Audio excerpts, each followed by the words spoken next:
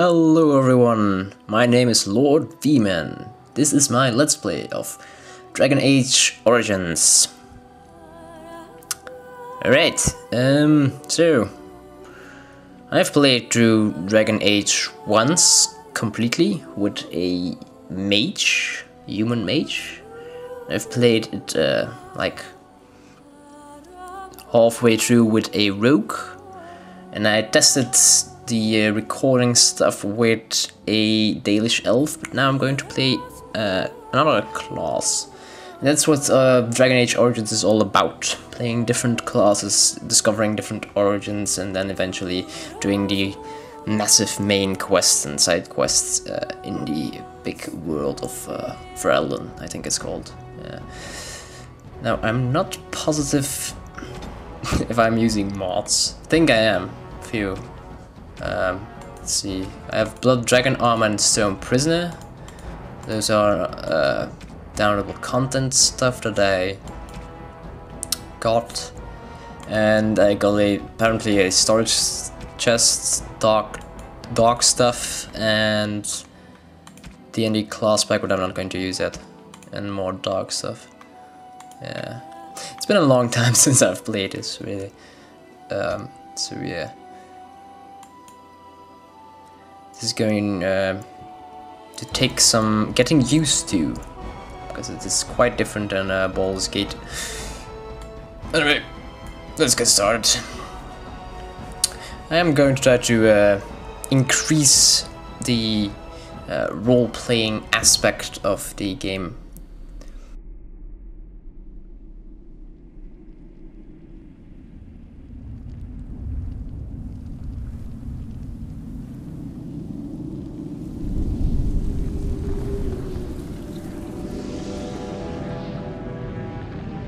The Chantry teaches us that it is the hubris of men which brought the Darkspawn into our world. The mages had sought to usurp heaven, but instead they destroyed it.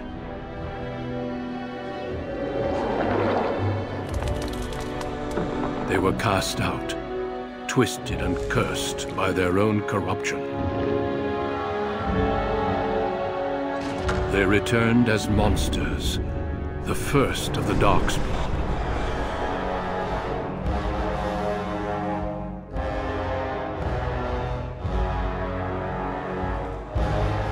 They became a blight upon the lands, unstoppable and relentless.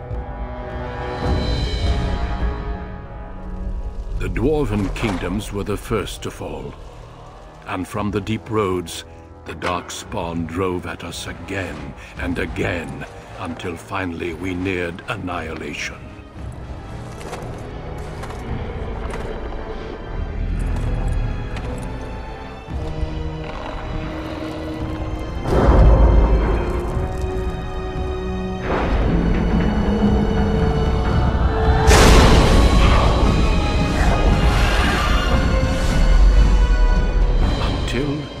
The Grey Wardens came. Men and women from every race, warriors and mages, barbarians and kings.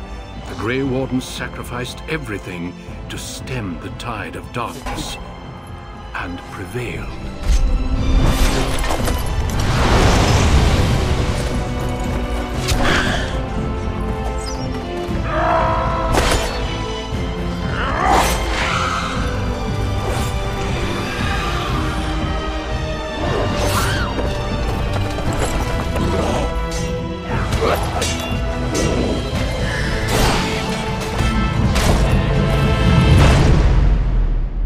It has been 4 centuries since that victory, and we have kept our vigil. We have watched and waited for the Darkspawn to return. But those who once called us heroes have forgotten. We are few now, and our warnings have been ignored for too long.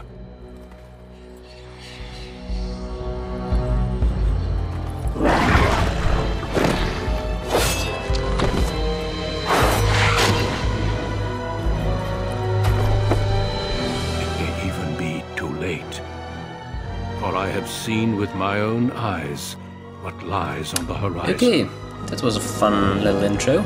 Blood everywhere. Maker, It's help very us famous all. aspect of Dragon Age blood. You can even make it worse with several mods, but I don't have any of those. Anyway, background stuff. Right, let's get started. Anyway, so I was talking about something increasing the roleplay aspect stuff. I'm going to this time I'm going to roleplay a bit more than Baldur's Gate. Baldur's Gate I did every quest to make sure that I gained the most experience and got the furthest down the quest road, because I was doing a walkthrough after all, so I had to show how to do it the best possible way. But this time I will sometimes make irrational decisions that don't make much sense, because I will be roleplaying. Jolly good fun. Anyway, standard Dungeons and Dragons character creation stuff. So you can be female, male, etc. And I'm going to play male. You can be human, elf, and dwarf. I've played as an elf, I've played as a human, never played as a dwarf, so I think I'm going to play as a dwarf this time. It will be, in fact, the first time that I play as a dwarf, meaning that the origin story at the beginning of the game will be blind. Never played it before. What do they get? 1 strength, 1 dexterity, 2 constitution, and 10% chance to resist hostile magic. Because dwarves resist magic, that's something that dwarves do. Anyway, classes. There are warrior class, mage class, rogue class, and these 3 are added with a mod. The Dungeons and Dragons stuff that I was talking about before. What were they? Cleric, and these are Arcane Trickster and Druid, I think. But I will be ignoring those completely, since you might not have it. Anyway, I will be playing a warrior, and then eventually you can choose your background. You have the Dalish elves, I think this is Dalish, and these are city elves. Got the mage stuff, and human noble, and 2 dwarf backgrounds, dwarf origins, commoners, and nobles. And my dwarf will be a noble dwarf.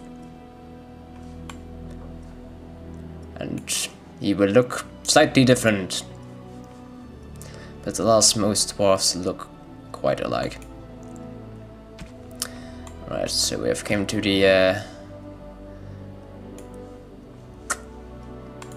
how would you call this, character face build thing. Yeah. Greetings. Well, several presets you can pick, and then eventually you can give it slightly different detail and customize it completely to your own liking. But I'm going to do that off screen though. And afterwards I will be talking about how my character thinks about the world. Going to explain a bit about his personality and stuff, but let's start first with the customization. So screen will go blank and then he will look entirely different, or a bit different at least. See you back in a bit. Bam! Everything looks different. Almost. Dwarves look quite alike though. I mean, you can't even alter their mouth, jaw and cheeks. They're all the same with every single dwarf in the game. They all got the same facial structure concerning mouth and jaws and cheeks. Anyway, so I think that this looks pretty decent for what I had in mind for my dwarf, as well as the portrait. Now let's move on to the voice and then eventually the name. Anyway, voice. Let's see, what do we got? I have lost concentration. Uh-huh. How do you Nah. do? Greetings. Greetings. Charmed, I'm sure. Greetings. Alright, so possible violence, wave, suave or whatever, and wise. Greetings. I have lost concentration. I must try another tactic. Excuse me. Till we meet again. No, kind of like wise. Charmed, I'm sure. It didn't work. It's not working. Move aside, please. Farewell. Yeah, okay. Greetings. My spell. What does it take to kill these things? You're in my way. I'm quite disturbed by the fact that his beard sometimes immerses within his armor set. Whoop. There we go again. I think I'm going to pick wise. No, it is gone. It seems more most in par with my character that I had in mind. Now for the name Duran. It's actually quite close as to what I'm going to call him. I'm going to call him Durak, which is almost the same as the default name was. Durak Aydukan. Damn it, I can't pronounce his last name. Or at least, I don't know. Is it Aydukan? Everything that I once learned in my Latin classes have all but slipped my mind. What is this, an A or an I? Combination. Oh, bloody hell. Anyway, he's Durak. Now, personality-wise, how is my character like? Well, he's a warrior of the nobility. He is a determined person. Whenever he decides to do something, he will do it. It makes him also a bit stubborn, perhaps. He's also quite loyal, so whenever he makes a promise, he will carry it out no matter what, and it will be, in fact, very difficult to persuade him to do otherwise.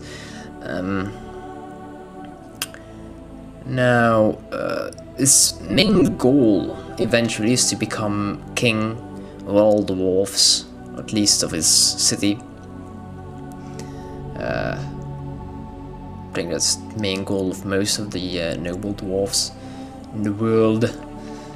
He dislikes mages, just a bit perhaps irrational. Can't really be explained. You can speculate that it has something to do with a childhood trauma or whatever, or perhaps because he can't become a mage himself, since he's a dwarf, and dwarves can't become mages because they have natural magic resistance. So he dislikes mages. He also dislikes elves because that is a stereotype set up by the great Lord Tolkien, and I'm going to applaud to all these stereotypes and apply as most of them as I can. Probably also specialize in the usage of war axes, really big weaponry, because that is what dwarves do. They carry heavy armor like this, and they wield big, blunt weapons like maces and hammers and war axes. War axe isn't that blunt, but anyway. What else?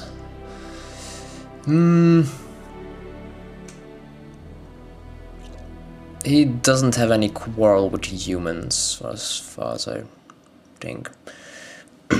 He hasn't really met that many of them. Eventually wants to become like great warrior, king, and all that. Oh yeah, he dislikes beggars because he feels that they don't do the work necessary to survive in the world, and that's why they became a beggar and have lost all of their money. So he's very, how do you say that? He doesn't care for them. Makes him a bit selfish. Very indifferent towards beggars. He doesn't mind common folk. He likes common folk probably more than other nobles, because in other nobles he sees competition for becoming a king, whilst the common folk is a way to Gets power if you get their support. Okay, I think that's about it. Of course, I'm going to take into account everything that happens into the in the origin story of the dwarf noble. I don't know how that is going to play out. So yeah, like people he is known throughout his youth or whatever. I don't know if they exist yet, but I will shortly.